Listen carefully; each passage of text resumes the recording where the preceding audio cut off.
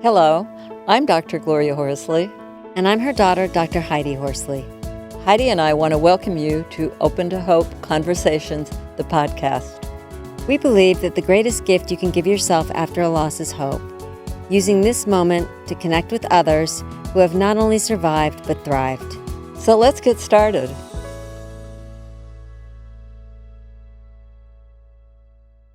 Welcome to the Open to Hope Show. I'm your host, Dr. Gloria Horsley, with my daughter and co-host, Dr. Heidi Horsley.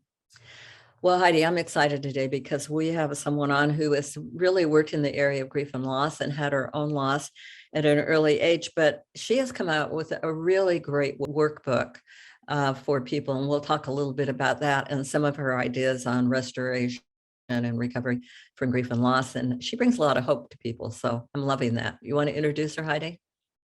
Sure, Mom. And as you said, we are going to talk today about empowering yourself after loss. And our guest is Marilyn Willis. And Marilyn is the author of Restored, Your Journey from Loss to Life, an award-winning user-friendly grief workbook. She is a licensed professional clinical counselor, and she lost her mother when she was only 15 years old and started attending a grief group in high school, which started her on the road to healing. Welcome to the show, Marilyn. Oh, thank you so much, Heidi and Gloria. It's such an honor to be here. Your mom died, you went to a grief group, and you've kind of been in the world of recovery. Right. So whenever you lose someone, and I know both of you ladies are familiar with this, but you just go to such a dark place when they're in your everyday life and such a big part of your life.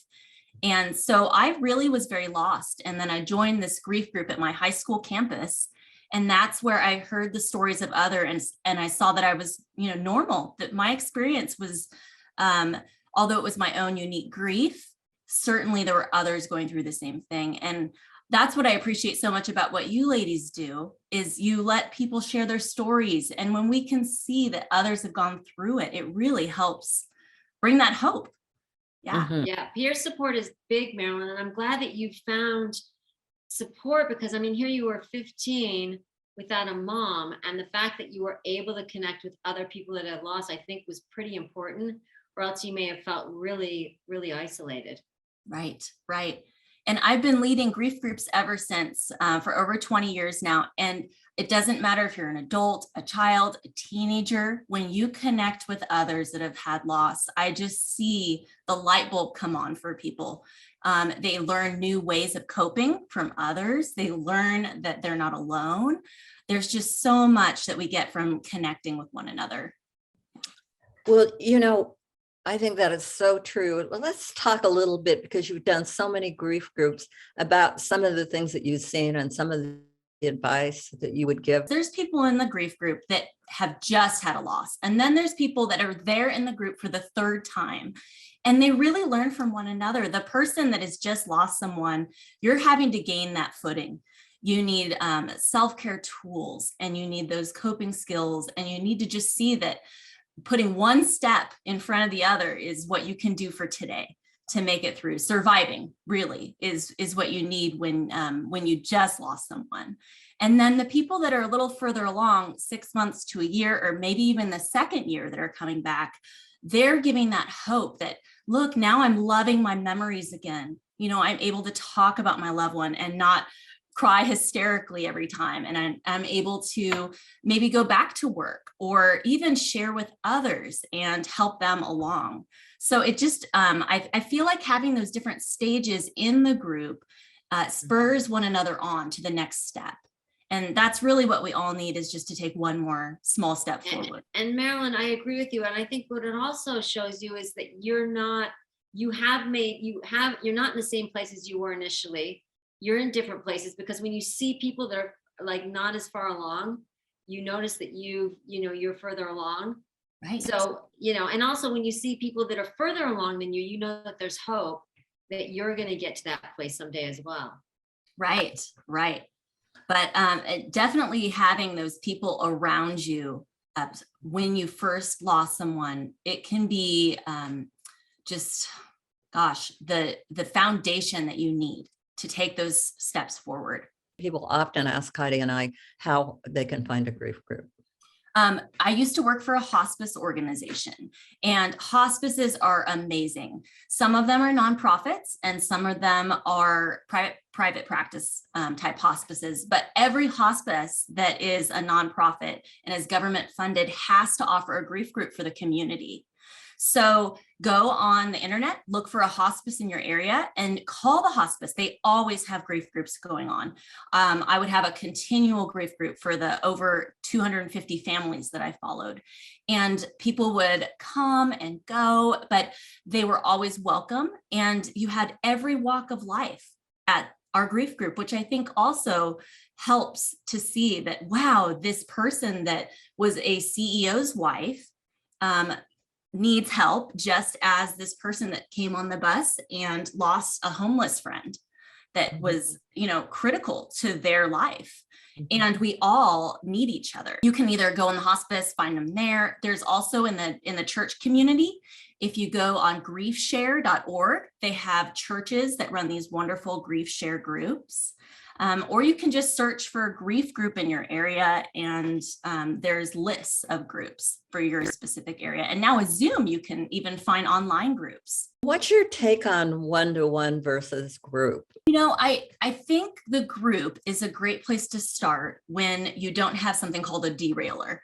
A derailer is something that you cannot get past. It makes you feel stuck. For instance, for me, when my mom passed away, it was the way she died. Ovarian cancer, it was a 3-year battle. And so I just could not get past just the devastation to her body. And it took some work within myself. And my healing really came from, I feel like, something the Lord gave me, which was that my mom was no longer ill, that she was in a better place and had her full body. And that's my belief. And everyone's going to have their own kind of thing that they're going to have to work through and find their own path. And so if you're going through a loss and you feel like there's some area where you're stuck, usually your grief group leader will be able to kind of say, wow, this might be an area where you want to talk more, than what the group offers. So I loved having people start in my groups. And then I would see a lot of them individually if they had a certain area that they just couldn't get past. And it really helped to still hear the stories of the other people in the group, but then have a place where they could really work on that one area. You've got your 5R principles. There's so many great principles out there, but what I wanted was to provide kind of a foundation. If you think about a chair, the first thing you need when you have a wobbly chair that's broken and has wooden legs and maybe is hard to sit on is you need a firm foundation. Without a firm foundation, you really can't deal with all of the other things or sit on the chair. So you have to first provide structure for the chair. You rebuild it. It's called reestablish order is the first principle. And in that, you would get your coping skills, you would get your routine, you would get your support group, and you start to get this firm foundation. Next, you can't sit in a chair if it has splinters because it's uncomfortable. So you have to sand down those splinters, which is difficult. And that's dealing with those feelings, those why questions, those things that we all have. And the feelings are so overwhelming that a lot of times you have to have those coping skills before dealing with a lot of the feelings in order to kind of make it through the feelings. So then once you sand down the chair, then you get a nice primer on there, and that sets in the foundation that you've built.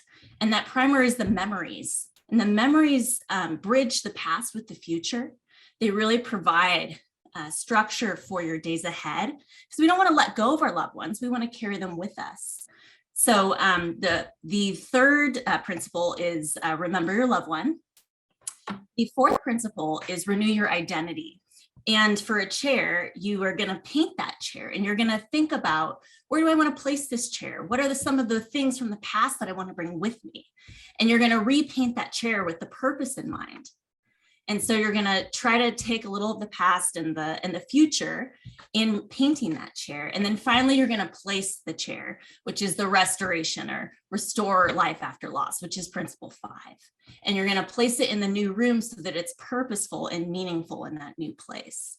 So those are the 5 principles with kind of a chair metaphor. Reset expectations, remember your loved one, renew your identity, and then restore your life. I love that. Isn't that really great? And that's in your book. Right. And talk about your book for people. Sure. So over and over again, as I was leading these groups, I found that people needed the same kind of things that would be helpful, such as sharing their story, sharing the way their loved one passed away, gaining coping skills, thinking through the future and what that might mean for certain areas of their life. So I wrote down a lot of things that were helpful in these different stages, if you will, that people went through. And just providing people structures. So there's suggested exercises that go along with these different things that people may work through. And I basically wrote down my group so that people that can't attend a group for whatever reason, that they have a resource as if they were going through a group. And then, of course, as you guys know, stories are so important for working through loss. And so I have stories in there of, and of course, I've changed details to protect the privacy of clients or people that I've worked with. But I have my own story in there. I have 5 resilient survivor stories. You can get a picture of how did someone make it through this. And then I have just tidbits of stories of here's like a mother that lost a daughter. Here's a gentleman that lost his spouse. And so there's stories of different people with different kinds of losses and the way that they're processing different principles so that you can work through that with other people. Wow. So what a gift of a book. And I know you've won many awards for your book.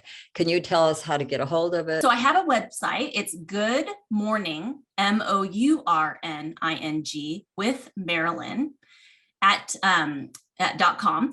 And then if you just put /book, it'll come up, and it's on Amazon. It's at Barnes and Noble, anywhere you would want to purchase the book, it's available.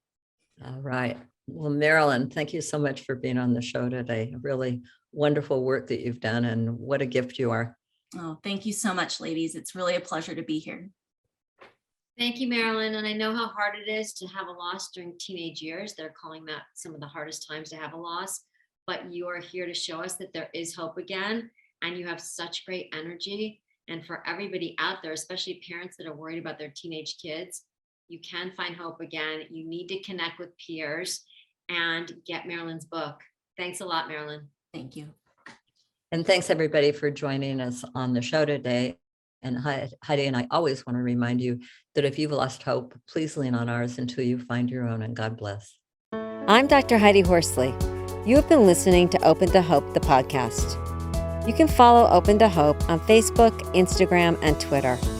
To learn more, visit us at opentohope.com and go to Apple Podcasts to subscribe.